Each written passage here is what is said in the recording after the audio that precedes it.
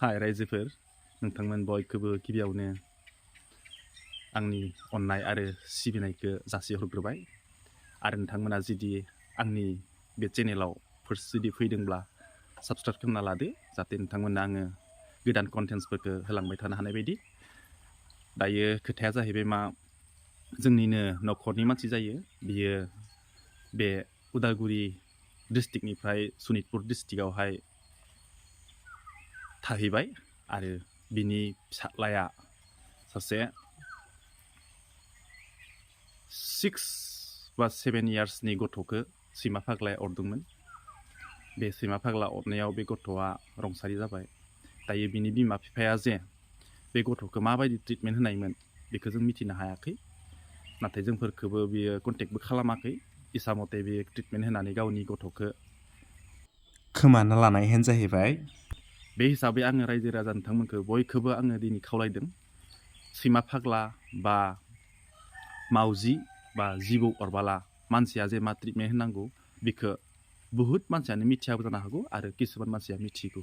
बेनिखायनो मानसिफ्रा बे मोनथाम जुनारा जुदि अरोब्ला मानसिया मा ट्रिटमेन्ट होनांगौ बेखौ आं नोंथांमोननो बुंगासिनो दङ। नोंथांमोना जाहाथे भिडिअखौ दाना लाफानो नायबाय थायो, अब्लासो नोंथांमोना भिडिअखौ फुल नायबासो नुगोन आरो मिथिगोन। बेनिखायनो आङो नोंथांमोनखौ बयखौबो रिकुवेस्ट खालामदों भिडिअखौ जोबजासे नायगोन होननानै।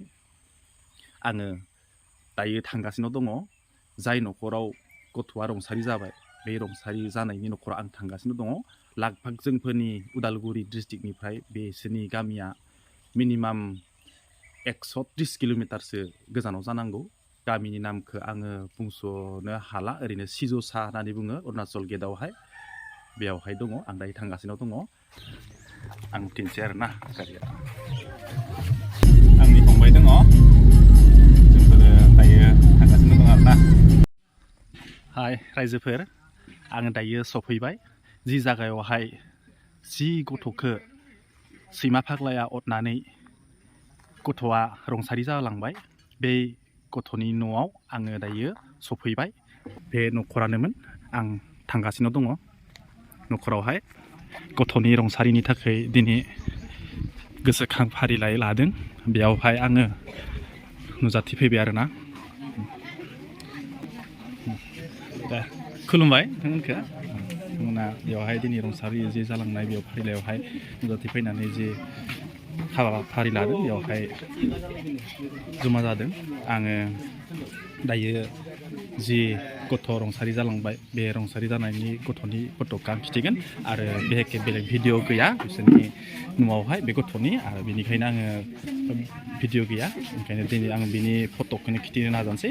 बेनोमोन जाय गथ'आ रुंसारि जाना थांबाय, बेनोमोन गथ'आ, आरो बेनि थाखायनो दिनै बे गोसोखां फारिलाइखौ लादों गामिनि मानसिफोर, आरो बेयावनो जोंफोरबो सफैबाय आरोना। दायो आङो एसे जाय रुंसारि जालांबाय बिनि गारजेनखौ आं एसे लोगो हमनानै सोंगोन जे बे गथ'नि ट्रिटमेन्टखौ सोरनो होदोंमोन, माबायदि ट्रिटमेन्ट लादोंमोन, बेखौ आङो एसे सोंनाय थाखाय नाजादों। आरो जाय गथ' रुंसारि जालांबाय बिनि असे बिदाया बिनो मा मुंमोन मोना? हा? हायेन दैमारि। जाय रुंसारि जाना थांनायनि बिफाया जोंफ्रा नैबेनो, बेनो जाबाय जोंनि आदा जायो। आदाया एसे बुंना होदो नामफोरखौ ओमफ्राय गामिफोरखौ। आंनि फिसाज्लानि नामा मिथिंगा दैमारि, बियो 5 बोसोर जाबायमोन। गामिया सिमांपुर, डिस्ट्रिक्ट बिश्वनाथ सारियालि, जायगाया बालिजुरि बसानि। आंनि गथ'आ सैमा अरना थैनानै रुंसारि जालांबाय। सैमा अरनाया ओरैनो आदाहा खै मास जाखोमोन? गथ'खौ 15 दिन जाबायमोन। आदाया बे गथ' सैमा अरनायनि माने माबायदि ट्रिटमेन्ट होदोंमोन, माने सोरनियाव ट्रिटमेन्टखौ होदोंमोन? बेखौ आं मेडिकेल हिसाबै बा फार्मासि हिसाबै जेबो ट्रिटमेन्ट होनाय जायाखै। गामिनि सासे न' खाथियाव सैमा अरनाय मुलि होग्रा दंमोन बेनिखौनो होनानै दोनदोंमोन आं बेनियानो गागोन होननानै फोथायनानै दंमोन सरकारि हास्पातालनि जेबो ट्रिटमेन्ट खालामनाय जायासै आरो बे जायनि थाखायनो जोंनि अमासि जाना थांबाय आं होमबालाय जेनेबा सरकारि हस्पिटाल बा सरकारि डक्टरफोरनियाव माने ट्रिटमेन्टखौ होनाय जाथारासै आरो गथ'खौ ओमफ्राय गथ'आ खै मासनि उनाव बे बेरामा जाखो ओरैनो अरनायनिफ्राय मास मोनसे 15 दिन मास मोनसे 15 दिनावनो आराय दिन उनाव फैबाय आरो हाय रायजोफोर जि गथ'नि ट्रिटमेन्ट होदोंमोन बिनि ट्रिटमेन्टआ 100% गोरोन्थि जाबाय बिनिखायनो गथ'खौ बासायनो हायासै मानो होनोब्ला गथ'नि ट्रिटमेन्टआ डाक्टरनियाव जानांगौमोन गथ'खौ ट्रिटमेन्ट होबाय अजानियाव अजाया सैमा अरनाय मावजि अरनाय आरो जिबौ अरनायखौ माब्लाबाबो हाया रायजोफोर मानो होनब्ला बे सैमा आरो मावजि आरो जिबौनि भाइरासआ एसे बेलेग आलादा मेलेरिया बा माबा मोनसे जन्दिसफोरबायदि नङा रायजोफोर बिनि पयजना बिनि जितु भाइरासआ एसे डेन्जार बुस्थु बेनिखायनो गिबियावनो जोङो भाबिनांगोन मा डक्टरखौ आरो हस्पिटालखौ बिनि जुगिदिसो बिनि थ्रुसो जोंफोरो जिउखौ बासायनो हागोन मानो होनबोला सासे अजाया सासे सुबुंनि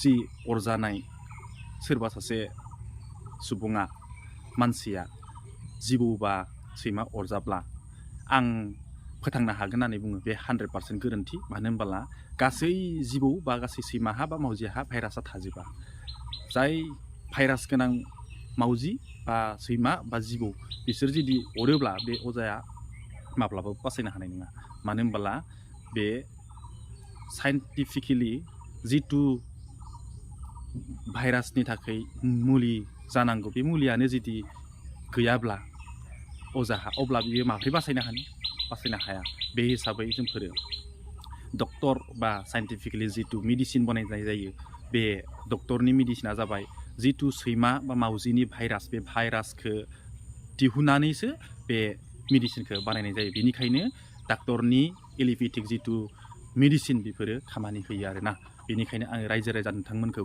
खावलायदों बेफोरबायदि जुदि जाथाया जायोब्ला माब्लाबाबो अजा बा सोरबा सासे गावलिया मुलि होनायखौ बिसास खालायनाङा जेब्लायबो नोंथांमोना थांबानो जाबाय हस्पिटालाव दानिया एभेलेबेल सैमा आरो बिथिं मावजि जिबौनि मुलिखौ होनाय जायो नोंथांमोना थां आरो बुंना लाहैबानो जाबाय बिदि जादों होननानै नोंथांमोननो फ्रियावनो बे मेडिसिनखौ होनाय जागोन रायजोफोर बेनिखायनो आं नोंथांमोनखौ खावलायदों नोंथांमोना गोरोन्थि माने माब्लाबाबो दाखाम गावनि जिउखौ नोंसोर मुल्यबान होननानै सानना ला आरो न'खरनि गासैखौबो मोजाङै एडभाइस हो बेफोरबायदि जुदि जाथाया जायोबाला जेब्लायबो नोंथांमोना हस्पिटालाव थांनानै मेडिसिनखौ लाहैथां इन्जेक्सन ला भेक्सिन ला बेनो जोंफोरनि गुबै फार्स्ट माने साक्सेसफुल होननानै नोंसोरो साननो हागोन बा जोंफोर साननो हागोन आरोना नै दिनै जि जालांनाय घटना बे घटनाया एसेबां माने दुखुनांथाव मानो होनबोला बेनि बिफाया एसेबां रोङिथ' नङामोन ना जोंफोरनि न'खरनि मानसि खमसे खम जोंफोरखौ मोनसे कल खालामबा जोंखौ बुंनो हागौमोन नाथाय बे गावनि इस्सा मथे खालामलांजोब्बायब्ला दायो थाङै बेहा मा जाहैखो साक्सेस जाहैयासैना गाज्रि जाबाय बेनिखायनो जुदि बिदि जाथाया जायोब्ला गामिनि मानसिफोरनियाव बा एसे गिदिर मानसिफोरनियाव एसे माने सोंनांगौ आरो ना मा खालामबा जागोन बिदि जादों होननानै नाथाय बेफोरखौबो सोङासै गावनि इस्सा मथे बे खालामलांबाय दायो गथ'आ रुंसारि जाबाय होमबा बेसेबां दुखुनांथाव बाथ्रा बेनिखायनो जोंफोरो साननांगोन आरो बुजिना लानांगोन आरो ना रायजोफोर आं खावलायदों अजा बा गावलिया मुलिफोरजों सैमा अरनाय आरो जिबौ अरनाय मावजि अरनाय बे माब्लाबाबो साक्सेस जाया आरो खोनासं रायजोफोर सैमा आरो मावजिनि सेम मेडिसिन जागोन बेयाव आलादा मेडिसिन जाया बे मोननै जितु भाइरास बे भाइरासआ मोनसेयानो बेनिखायनो बे मोनसे इन्जेक्सनखौनो होनाय जायो आलादा होनाय जाया